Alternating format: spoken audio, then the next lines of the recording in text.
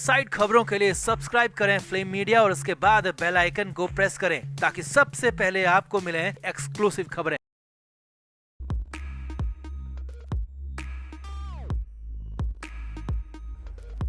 तो मुंबई से इस वक्त की बड़ी खबर आ रही है। राखी सावंत और आदिल दुर्रानी केस में बड़ा टर्निंग पॉइंट आ गया है। जी हाँ, राखी सावंत अब केस सेटलमेंट करना चाहती है, यानी कि राखी केस को वापस लेना चाहती है। मैसूर से मुंबई लौटते ही राखी सावंत ने खुद वीडियो के जरिए बड़ा ऐलान कर हर किसी को चौंका दिया। राखी के फैंस, करीबी और सपोर्टर हर कोई राखी के इस फैसले से बेहद हैरान है। सबसे बड़ी बात यह है कि राखी सावंत ने आदिल दुर्रानी के खिलाफ केस में सेटलमेंट के लिए 2 शर्तें भी रखी हैं और इन्हीं 2 शर्तों की एवज में राखी ने केस वापस लेने का फैसला कर लिया है। तो क्या है राखी की वो 2 शर्तें जिसके बाद राखी आदिल पर लगाए सारे इल्जाम वापस लेने को तैयार है? आखिर क्यों अचानक से हो गया राखी सावंत का हृदय परिवर्तन? क्या राखी डर गई है या फिर वजह कुछ और है? तो आपको बताते हैं सब। आप भी राखी के इस बड़े फैसले पर अपनी राय जरूर दें और वीडियो को भी शेयर करें।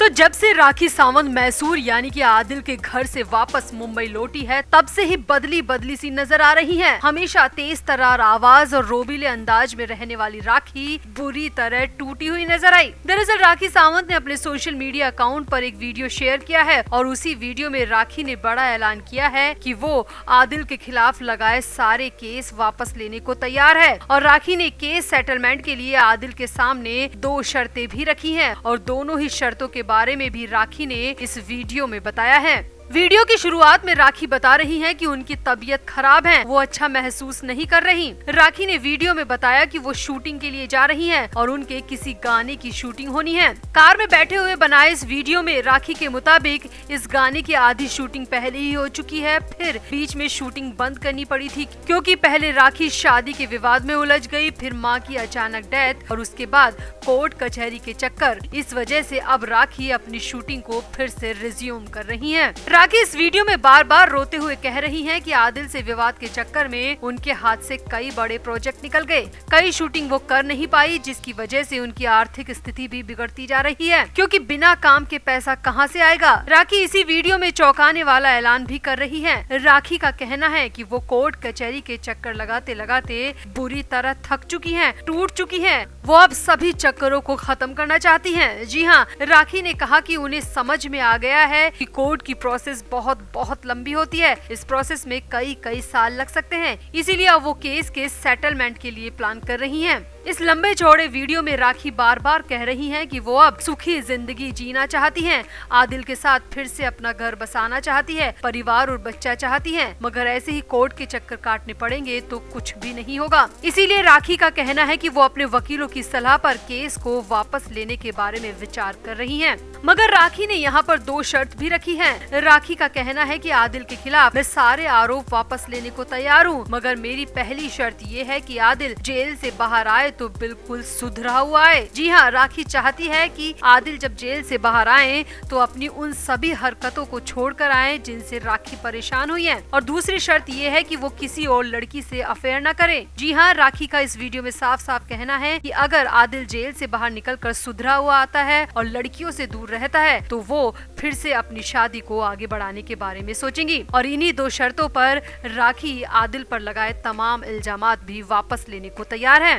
राखी का कहना है कि मैं मैसूर भी गई मगर वहाँ मेरे हाथ कुछ नहीं लगा, बल्कि मैं तो ये देखकर और सुनकर हैरान रह गई कि आदिल बस एक ड्राइवर का काम करता है और एक झोपड़पट्टी जैसे घर में रहता है। राखी का कहना है कि अगर आदिल सुधर कर आता है तो मैं उसे पैसा कमा कर दूंगी, बस वो सुधर कर जेल से बाहर आए।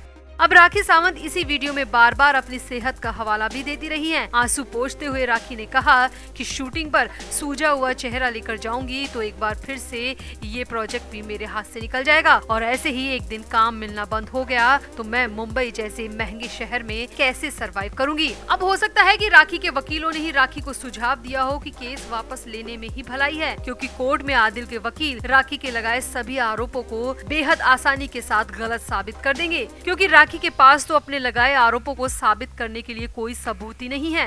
ऐसे में कोर्ट में राखी की हार पक्की है और अगर आदिल जेल से बाहर आ गया तो वो राखी से सारा हिसाब किताब जरूर पूरा करेगा और हो सकता है कि वो मानहानि का दावा ठोककर करोड़ों रुपए की डिमांड भी कर सकता है। और अगर ऐसा हुआ तो राखी के पास ना पैसा रहेगा, ना आदिल और ना ही इज्जत। इसीलिए भलाई इसी में है कि केस को वापस ले लिया जाए ताकि आदिल के मन में राखी के लिए इतनी सिंपैथी तो रहे कि राखी ने केस वापस लेकर आदिल को जेल से रिहा करवा दिया। और सूत्रों की माने तो राखी अब केस वापस लेने का प्लान बना चुकी है और इसका ऑफिशियल ऐलान भी शायद वो जल्द ही कर दें। यहाँ आपको बता दें कि राखी सावंत ने अपने पति आदिल दुर्रानी पर मारपीट, शोषण, घरेलू हिंसा और 1.5 करोड़ के गबन का आरोप लगाया है। इसकी शिकायत पर मुंबई की ओशिवारा पुलिस ने आदिल को गिरफ्तार किया और कोर्ट के आदेश के बाद आदिल फिलहाल मुंबई की ऑर्थर रोड जेल में बंद है। तो आपको क्या लगता है, क्या वाकई में drama queen Rakhi Sawant case को वापस ले लेंगी? आखिर मैसूर से लौटते ही राखी का इतना हृदय परिवर्तन कैसे हो गया? आप भी अपनी राय राखी के इस फैसले पर जरूर दें और वीडियो को भी शेयर करें।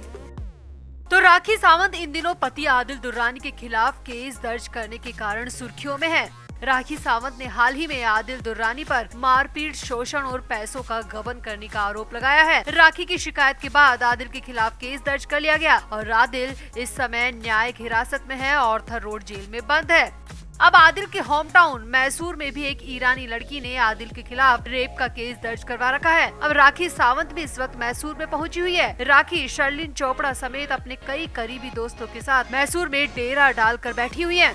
राखी का कहना है कि वो मैसूर में उस लड़की को सपोर्ट करने के लिए आई है जिसने आदिल पर धारा 376 में केस दर्ज करा रखा है। राखी ने इस दौरान मीडिया के सामने कहा वो मैसूर आ तो गई है मगर उन्हें डर है कि कहीं कोई उन्हें मरवा ना दे, इसीलिए राखी ने मैसूर पुलिस से सुरक्षा की मांग भी की है। जी हाँ, राखी को मैसूर में अपनी जान का डर सता रहा है और राखी ने मैसूर की पुलिस से अपनी सिक्योरिटी की मांग भी की है। यानी कि यहाँ पर एक बात साफ है कि राखी मैसूर में आने वाले दिनों में भी रह सकती है, इसीलिए वो वहाँ की पुलिस से अपनी सिक्योरिटी की मांग कर रही है। यानी कि राखी का प्लान है कि वो अभी मैसूर में कुछ दिन रुक सकती है। अब मैसूर में राखी ने पूरा भौकाल मचा रखा है, कभी मीडिया के सामने बेहोश हो रही है तो कभी खुद को ही थप्पड़ जड़ रही है। इतना ही नहीं, राखी तो आदिल के घर तक पहुँच गयी। राखी सावंत मैसूर में आदिल दुर्रानी के घर तक पहुँच गयी। राखी का कहना है कि वो अपने सास ससुर से मिलने के लिए उनके घर पर आई है, मगर जैसे ही राखी ने घर पर ताला लगा देखा तो पूरी तरह भड़क गई। जी हाँ, राखी सावंत जब आदिल के घर पहुंची तो घर के मेन गेट पर ताला लगा हुआ था और ताले को देखते ही राखी जोर जोर से चिल्लाने लग गई और कहा कि मेरे सास ससुर भाग गए, मेरे आने की खबर से ताला लगाकर भाग गए। यहाँ भी राखी पूरे मीडिया के साथ पहुंची हुई थी और मीडिया के सामने